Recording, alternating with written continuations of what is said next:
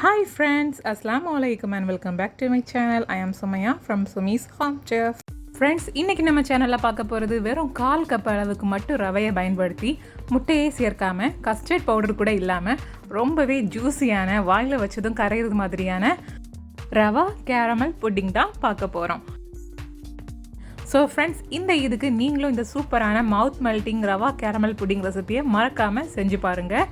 இப்போ வாங்க இந்த ரவா கேரமல் புட்டிங் ரெசிபி எப்படி பண்ணுறதுன்னு பார்த்துட்டு வந்துடலாம். முதல்ல சுகர் கேரமல் பண்ணி எடுத்து வச்சிடலாம். அதுக்கு நான் இங்கே ஒரு பாத்திரத்தில் 1/4 கப் அளவுக்கு மட்டும் ஒயிட் சுகர் சேர்த்துருக்கேன். இப்போ இதை வந்து நம்ம தண்ணியே சேர்க்காமல் லோ ஃப்ளேமில் வச்சு கேரமலைஸ்ட் பண்ணி எடுத்துடலாம்.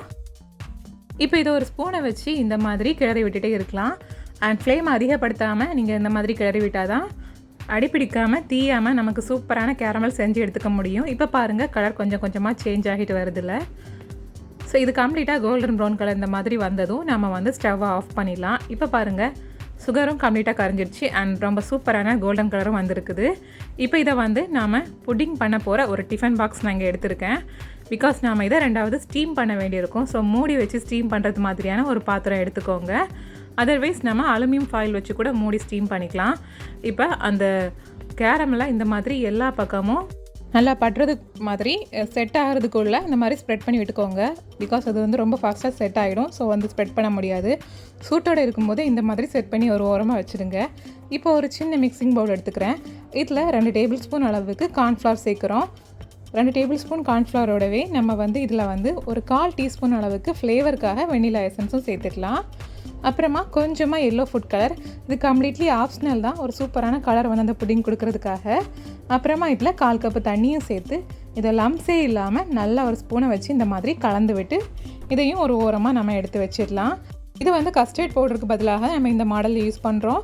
ஸோ உங்ககிட்ட வந்து கஸ்டர்ட் பவுடர் இருந்ததுன்னா நீங்கள் அதை கூட டைரெக்டாக ட்ரை பண்ணலாம். ஜஸ்ட் 2 டேபிள் ஸ்பூன் மட்டும் சேர்த்து இப்போ ஒரு கடாயில் 2 கப்பு பால் சேர்க்குறோம். கட்டியான காய்ச்சாத பால் 2 கப்பு சேர்த்துட்டு அதை வந்து முதல்ல சூடு பண்ணிக்கலாம். பால் கொஞ்சம் சூடாக ஆரம்பித்ததும் நாம் அதில் 1/2 கப் அளவுக்கு ஒயிட் சுகர் சேர்க்குறோம். சுகரை சேர்த்துட்டு சுகர்லாம் கம்ப்ளீட்டாக கரையிறது மாதிரி நல்லா ஒரு கரண்டியால் இந்த மாதிரி கலந்து விட்டுடலாம்.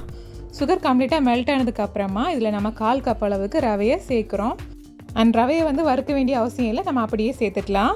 அண்ட் அந்த ரவை வந்து நம்ம சேர்த்ததுக்கு அப்புறமா கட்டி பிடிக்க ஆரம்பிக்கும். ஸோ கட்டி பிடிக்காமல் இருக்கிறது மாதிரி இந்த மாதிரி கிண்டி விட்டுட்டே இருங்க. இப்போ நம்ம வந்து ஏற்கனவே ஒரு பவுலில் வந்து கார்ன்ஃப்ளவர் அண்ட் வெனிலா எசன்ஸ் கலர்லாம் சேர்த்து மிக்ஸ் பண்ணி வச்சுருக்கோம்ல, அதை வந்து லைட்டாக ஒரு வாட்டி கலக்கி விட்டுட்டு அப்படியே நம்ம இதில் சேர்த்துக்கலாம். பிகாஸ் அதில் வந்து அடியில் கார்ன்ஃப்ளவர் கட்டி இருக்கும். ஸோ நம்ம அதில் விடுறதுக்கு முன்னாடி ஒரு வாட்டி கலக்கிட்டு அப்புறமா அதில் சேர்த்துக்கோங்க. இப்போ நம்ம சேர்த்ததுக்கு அப்புறமா நல்லா ரவையும் அப்புறமா கார்ன்ஃப்ளவரும் சேர்ந்து நல்லா திக்கான க்ரீமியான கன்சிஸ்டன்சி வந்திருக்கும் பாருங்கள். இப்போ நல்லா கொதிக்குது அண்ட் டெக்ஸ்டரும் சேஞ்ச் ஆகிருக்குது. இப்போ நான் கரண்டியால் எடுத்து காமிக்கும்போது அது எந்த அளவுக்கு திக்னஸாக வந்திருக்குதுன்னு உங்களுக்கு தெரியும் பாருங்கள். ஸோ இதுதான் பெர்ஃபெக்டான கன்சிஸ்டன்சி. இந்த மாதிரியான ஸ்டேஜ் வந்ததும் நம்ம ஸ்டவ்வை ஆஃப் பண்ணிக்க வேண்டியதுதான். இப்போ அதை வந்து இந்த கேரமலைஸ்ட் பண்ணி வச்சுருக்கக்கூடிய டிஃபன் பாக்ஸில் ட்ரான்ஸ்ஃபர் பண்ணிடலாம்.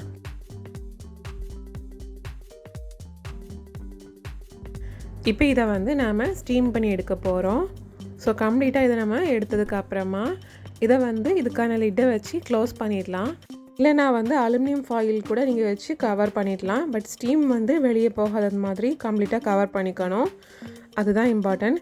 இப்போ நாம் இதை வந்து ஒரு இட்லி பண்ணக்கூடிய இட்லி குக்கரில் இந்த மாதிரி தண்ணி விட்டு கொதிக்க விட்டுருக்கேன்.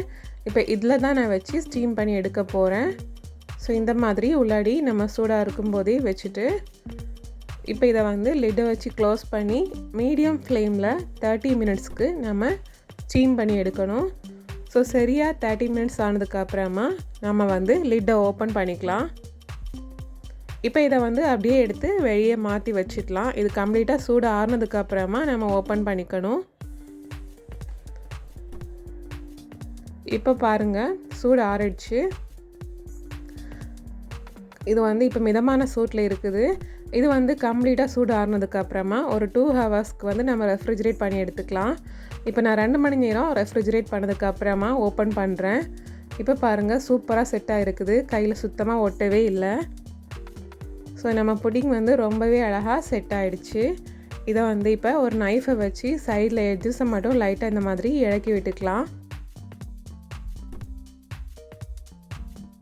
கம்ப்ளீட்டாக இலக்கி விட்டதுக்கு அப்புறமா இப்போ இதுக்கு மேலே ஒரு பிளேட்டை வச்சு, அதாவது ஒரு சர்விங் பிளேட்டை வச்சு அதை அப்படியே ஃப்ளிப் பண்ணி எடுத்துக்க வேண்டியதுதான்.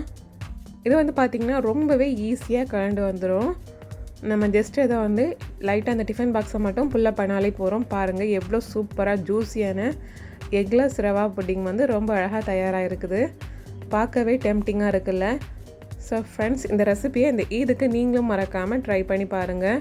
வீட்டில் சின்ன பசங்கள்லேருந்து பெரியவங்க வரைக்கும் எல்லாருமே விரும்பி சாப்பிட்றது மாதிரியான ஒரு சாஃப்டான மவுத் மெல்ட்டிங்கான ஸ்வீட் ரெசிபி இது. ஸோ ஃப்ரெண்ட்ஸ், இந்த வீடியோ கண்டிப்பாக அவங்க எல்லாருக்கும் பிடிச்சிருக்கும்னு நம்புகிறேன். அப்படி பிடிச்சிருந்துச்சுன்னா வீடியோக்கு மறக்காமல் லைக் பண்ணுங்கள், ஷேர் பண்ணுங்கள், கமெண்ட் பண்ணுங்கள். இன்னும் இன்ட்ரெஸ்டிங்கான ரெசிபிஸ் பார்க்குறதுக்கு என்னோடய சேனலை மறக்காமல் சப்ஸ்கிரைப் பண்ணிக்கோங்க. இந்த நாள் இனிய நாளாக அமையட்டும். தேங்க்யூ.